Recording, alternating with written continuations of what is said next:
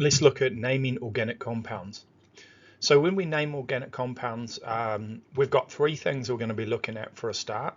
The first, we're going to look at how many carbons there are in the longest chain. This is called the parent chain, and we have what's called the parent name for that. We're also going to, at the bottom here, we have a table, and we use the table to find the prefix for the parent name. If there are 4 carbons in a chain, then the start of the name will be bute. Secondly, what we do is we look to see if there are any special groups or functional groups in the parent chain, and if there is, that will determine its suffix of the parent chain. So if there was a double bond carbon in the parent chain here, it would have a suffix of ing. Okay, so and the last thing we need to look at is, are there any substituents or any groups or atoms that are coming off the chain, and we'll number those appropriately if we do. Let's have a look at a few examples. So the first one here is this molecule, and if we want to name this molecule for the parent name, we need both the prefix, the start, and the suffix, the end. So the first thing we note is there are 8 carbons in a row. So if we go to the top, table at the bottom, we can see that 8 has the associated prefix oct. So the start of this parent name is going to be oct. And because here the only type of bond that it has is a carbon-carbon bond, this one here, its suffix is going to be ane. So this molecule is going to be called octane. We don't have any other functional groups coming off apart. There's no atoms attached apart from hydrogens, so this is its name in full. Let's look at the next molecule. Okay, so if we look at this molecule, what do you think its name is? How many carbons does it have? What's its prefix? And what is its suffix? So, of course, this has 2 carbons. Its prefix is eth, and it only has carbon-carbon bonds, so it is ane. So its name is ethane. The next one. What do you think this name would be? Okay, 5 carbons. It's going to be pent, and it only has carbon-carbon bonds, so it's going to be pentane. And the last one we look at here, okay, this is a wee bit different, this one. We have a group here, a functional group coming off, and it's called a methyl group. Now, it's not going to change the name of the suffix, so if you look at the table on the right, there is no suffix associated with this, but the parent name is going to be 3 carbons in a row, which is prop, and it only has carbon-carbon bonds in the main chain here, so it's propane. But we also have to deal with this group coming off, and this is a methyl group, so this is going to be called propane as its parent name, but it's going to have its group coming off, its substituent, called methyl propane. And that's how we name these introductory organic molecules, or the more simple ones. Okay, let's keep looking at organic compounds. So I've got 4 different ones here. Let's start with the one on the bottom left here. Now what we can see in the bottom left molecule is that we have 5 carbons in a row, so we know that this is going to be pent. It only has carbon-carbon bonds, so its name will be pentane. Have a look at the one on the top right. Now this is slightly different here. We still have some carbons in the parent chain, so we have 2 carbons, so its prefix for the parent is going to be eth. But we have this OH group here, and if we look in this table, we can see that OH here is called a hydroxy, but it has the suffix anol.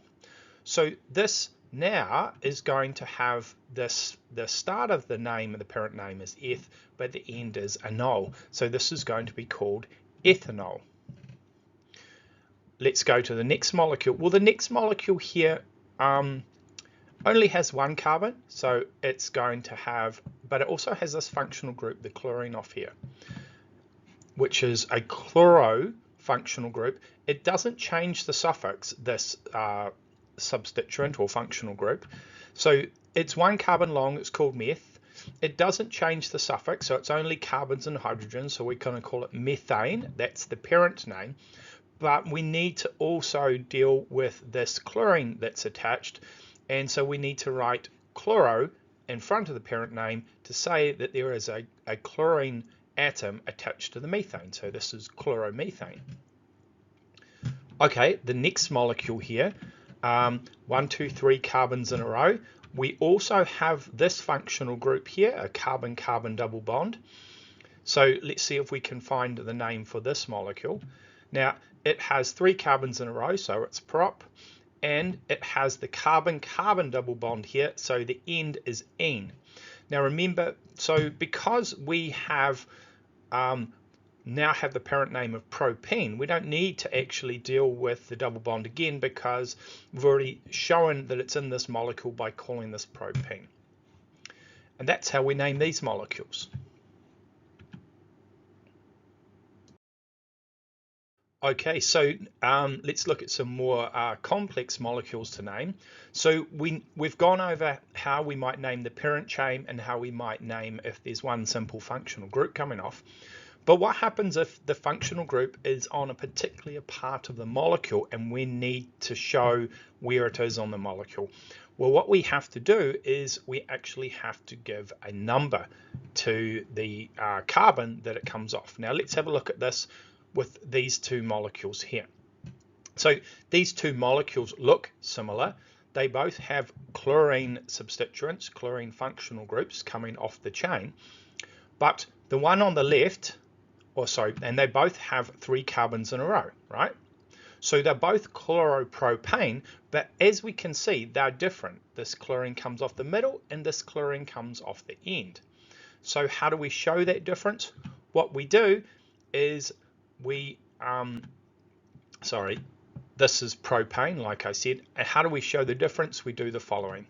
We number it. So I start from the end that is closest to the functional group, and in this case, in this first molecule, it doesn't matter if I start from the left or the right, but I have 1, 2, but so the second carbon, or carbon number 2, is where the chlorine is attached, or the chloro group.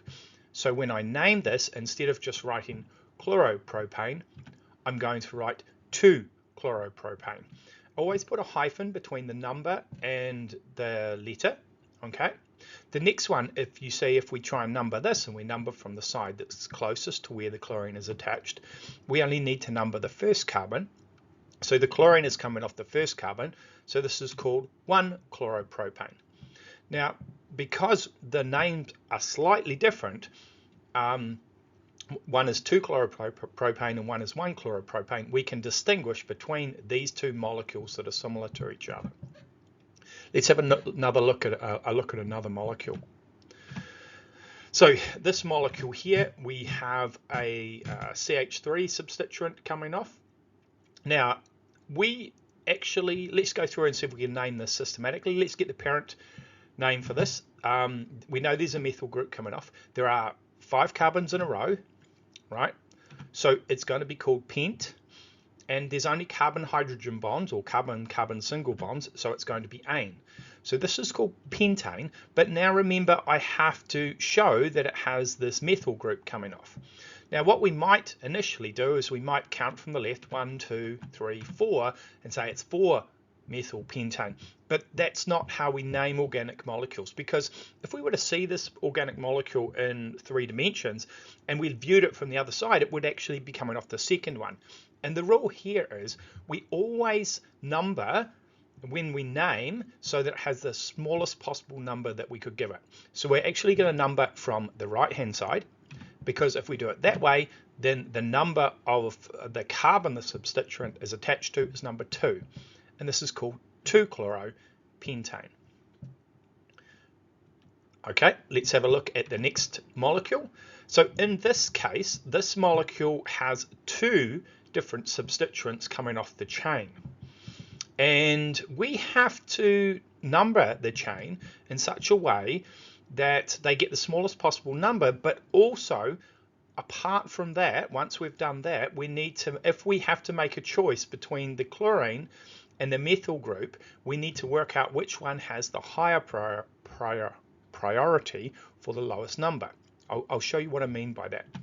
So we have a chlorine and a methyl functional group with 4 carbons in a row, so it's going to be bute.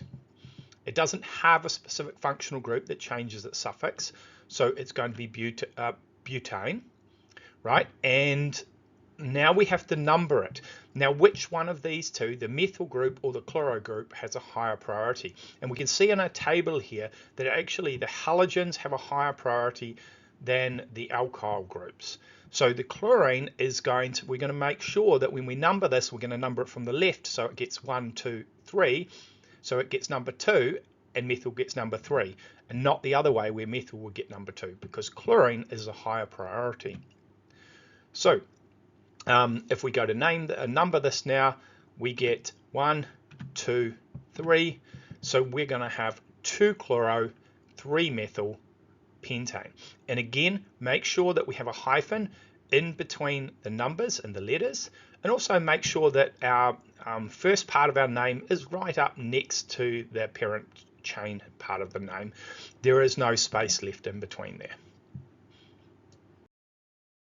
Okay, let's continue to look at numbering here. So we're looking at how we would apply numbering when naming more complex organic molecules.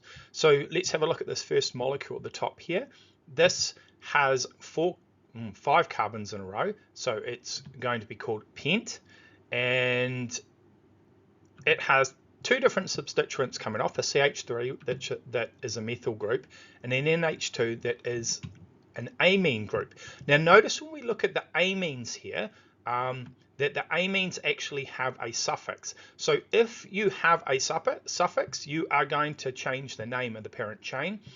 And we are going to, before we write the name of the parent chain, we have to work out what number the NH2 is attached to. And we can see that the NH2 is attached to the 3rd carbon. So this the parent name for this molecule is pentanamine, but pentan 3-amine. Okay, and the 3 shows us where the NH3 is attached on the parent chain. Now, we also have to show that we have this methyl group, so we're going to write that as a prefix in front of the parent name, and it's going to be called 2-methyl pentan 3-amine. Okay, let's have a look at the next molecule that we have here. The next molecule we have is this one here. We can see that there are 4 carbons in a row. There is, that's going to have bute as the start of its name. There is a functional group here with a double bond carbon, and there is a functional group here that is a fluorine. Okay, now because the double bond carbon has an associated suffix with it, it's going to change the parent name. So this is going to be butene. Now I have to say where the double bond is, because the double bond is attached to the 1st carbon. It could be if I just had butene attached to the 2nd carbon. So in this case, I'm going to call it but1ene. Now I also now have to say just have to name the fluorine group here, and we remember that it has the prefix fluoro. It's coming off the 3rd carbon, so this is going to be 3-fluoro-but1ene. Okay, the last molecule here, the last molecule has one substituent and 1 group on the end, functional group. Now we have 3 carbons in a row, so it's going to be prop. It has a methyl substituent coming off here, and a carboxylic acid functional group. It so happens that the carboxylic acid is the most important, or the highest priority functional group, so it will change the name of the parent chain here to propanoic acid. Now for a carboxylic acid, I never have to write the number that it is, because a carboxylic acid, because it's the highest priority, will always be number 1.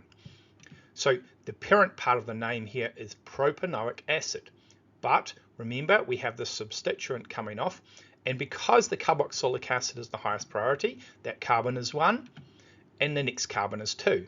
So the methyl group is coming off the 2nd carbon, and this is 2-methyl propanoic acid. Okay, so let's continue to look at naming organic compounds. in this part of the video, we're going to go now and look at what if we have multiple identical substituents? How are we supposed to write that? And we're going to learn about the prefixes di, tri, and tetra that are used in front of the substituent name or the prefix name at the front. So here's the first molecule. We can see that it is 4 carbons long, so it's going to have the prefix but for the parent part of its name. It has 2 different functional groups, substituents, coming off the 2 carbons in the middle. And remember, they're called chloro. It has no other functional groups that change its suffix, so it's going to have the parent name butane. Now, we might write this, we might go 1, 2, 3 and call it 2-chloro, 3-chlorobutane. But chemists think that's kind of clumsy. So what they do instead of writing 2-chloro, 3-chloro is they write 2, 3 dichlorobutane. And that is the correct way of writing it. So we've condensed the longer form of the name down to a shorter one. And we put a di if there are 2 of the same group. Let's have a look at the next molecule that we have here. So in this molecule, we can see it's also going to have 4 carbons. It is a butane as well. It's got 3 chlorine functional groups, substituents, and it's going to have the parent butane again, but because it has 3 chlorine substituents, instead of writing di, now we're going to write tri for 3. So 1, 2. The places that the chlorines are attached to. There was 1 attached to 1, and there are 2 attached to the 2 carbon. So this ends up being 1, 2, 2 trichlorobutane. We have to, for each different functional group or substituent coming off, they must have a number associated with them. You just can't write 1, 2 trichlorobutane. You have to say specifically where each of them are using the numbers.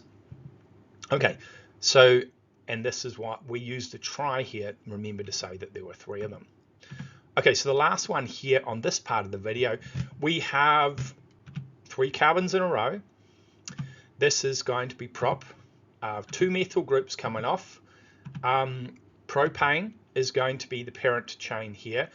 And we have these carbons coming off the second, these methyl groups coming off the second carbon.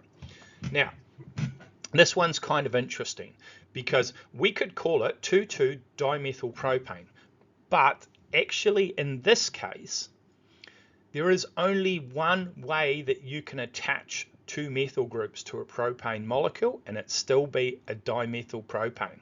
So actually it's okay not to put the numbers here because we couldn't attach the methyl groups to the front of the molecule because they wouldn't be a propane anymore, they would be a butane.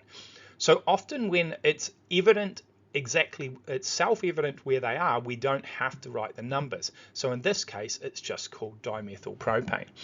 Now, if you find that you're not sure about when to do that, don't worry about it. If you put the numbers, you won't be wrong. Okay, so the final bit of the final rule, the 6th rule we need to remember for naming organic compounds is when we write the functional groups or substituents at the front of our name, okay, the front of the parent name, they have to be written in alphabetical order. Okay, so what do I mean by this? Well, let's have a look at this first molecule. First molecule, 4 carbons, it's going to be but. It's got a chlorine group and a methyl group. Okay, methyl group, chlorine group. There isn't, none of these substituents change the suffix on the parent name, so it's just going to be butane.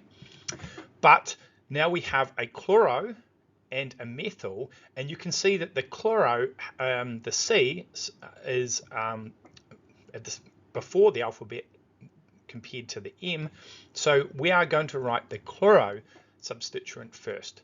So they both have the number 2, so it's going to be 2-chloro, 2-methyl. If you had written it 2-methyl, 2-chloro, you would have been incorrect.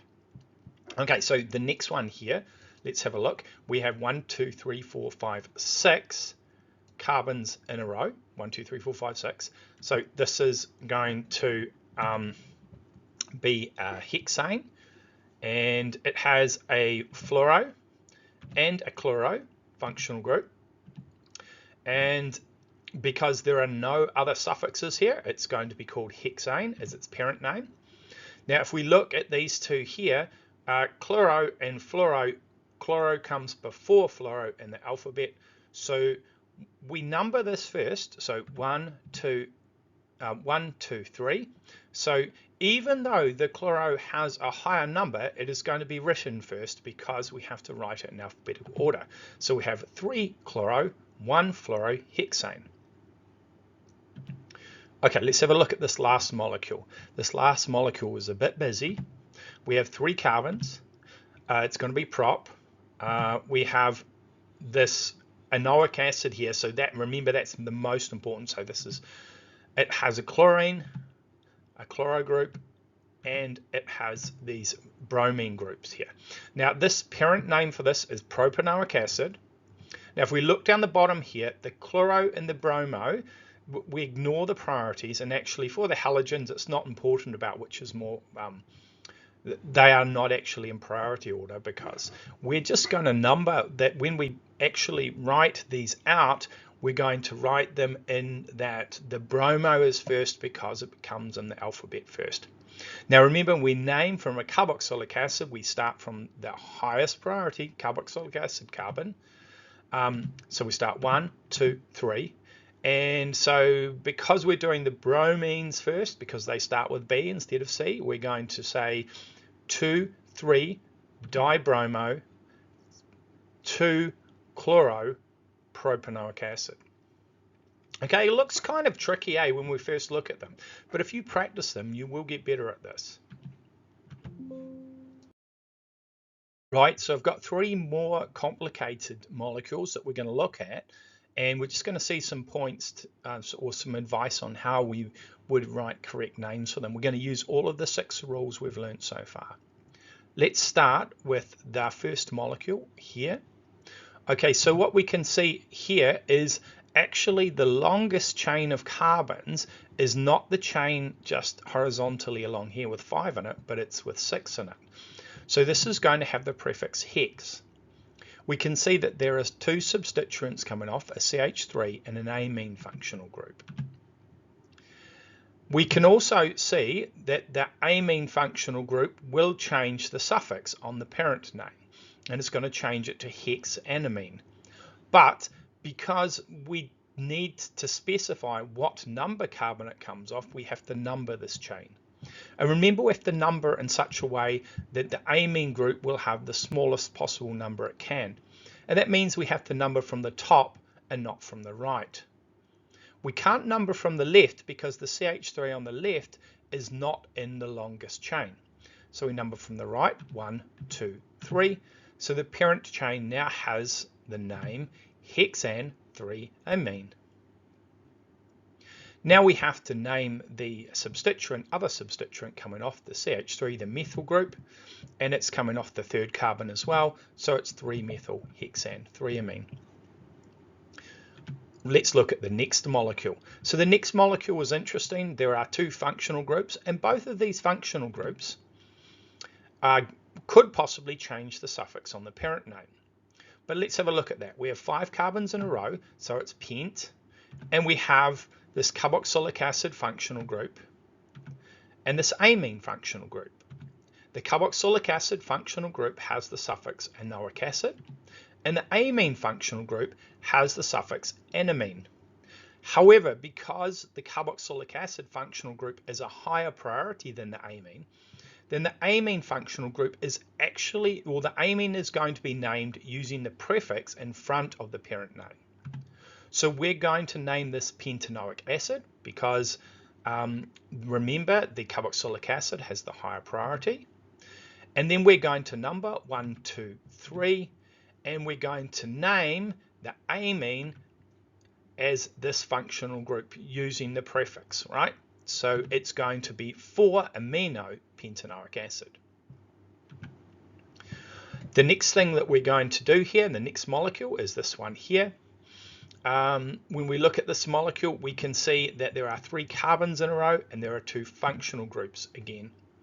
So there is a prop, an OH functional group, an amine functional group.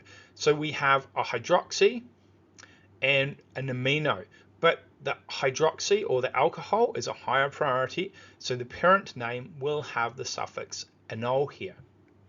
So we are going to number this 1, 2, and this is going to be called propan 2-ol, and then we are going to give the functional group of the amine, which is 2-amino, 2-amino propan 2-ol. So I guess the important thing to note here is if you actually, and it's really going to be amines and alcohols that we look at, but if the suffix on the parent chain is already used, because let's say that it's an alkene or it's a carboxylic acid or something like that, then actually we're going to put them as a prefix. Now note, even though the alcohol has a higher priority than an alkene, because the alkene doesn't have a prefix, it's always going to be written on the end of the molecule. So if we find an alkene, we're going to have to give the alcohol writer as a prefix instead of a suffix. And that's kind of the end of what we need to know for level 2 naming. Have a look on the next part of this video and see if you can name the molecules that I give you. Okay, so here are just 6 molecules, organic molecules. They're drawn in a condensed form. That is, we're not showing the hydrogens bonded in the north, west, south, east position. We're just sort of collapsing them up, but we know that's how that they would be. And what you need to be able to do is see if you can name each one of these molecules, and then for the names down the bottom, can you draw the molecules? So what you might want to do, just pause the video and then I'll go through and say what the names are. Okay, so let's go and have a look at these names. So the first one here, 1, 2, 3, 4 carbons in a row. There is no other functional groups, so it's going to be butane. This one here also has 1, 2, 3, 4 carbons in a row. However, it has a methyl functional group and it's coming off 1, 2, the second carbon, so it's going to be 2-methyl butane. Okay, if we look at the next molecule, we have 1, 2, 3, 4, 5 carbons in a row. We have a double bond coming off the first carbon. Now, because the double bond is a higher priority than the methyl group that's coming off here, we're going to number from the double bond side. So we have 1, 2, 3, 4. The double bond is coming off 1 and the methyl group is coming off 4. So this is 4-methyl pent 1-ene. So the next one we have here, chloromethane. Okay, with chloro group coming off a methyl. Don't need a number because it's the only place it can come off is number 1. The next one, we have 1, 2, 3, 4, 5. So this is going to be pentane. There is a chloro group coming off, but that doesn't give us a change to the suffix, and it's coming off the third carbon, 3-chloropentane. The last one, 1 carbon, has the functional group COOH, so it's enoic acid, which is methanoic acid. Okay, so now we have to draw propane. Go down the bottom, it's prop. It's only got single bonds, so we're going to draw it like this. The next one, 2-methyl hexane. Hexane, go down the bottom and have a look, 6 carbons in a row, and off the second one, we're going to draw a methyl group. Propan 2-ol, we're going to draw 3 carbons in a row and an OH group off the second carbon. 1 bromobutane, butane, 4 carbons in a row, and a bromine group off the first one. Hexan 3-amine, 6 carbons in a row, and an amine group coming off the third carbon. Butanoic acid, 4 carbons in a row, carboxylic acid always off the first carbon. Look, I find that the drawing is a lot easier. We're just following the instructions they give us. We just have to be a lot more careful with the naming. Hey, thanks for watching this video. Hopefully this has made you more confident with your chemistry. Don't forget to like, subscribe, or leave a comment about anything that you want to with this video or any questions you have. I'll see you later.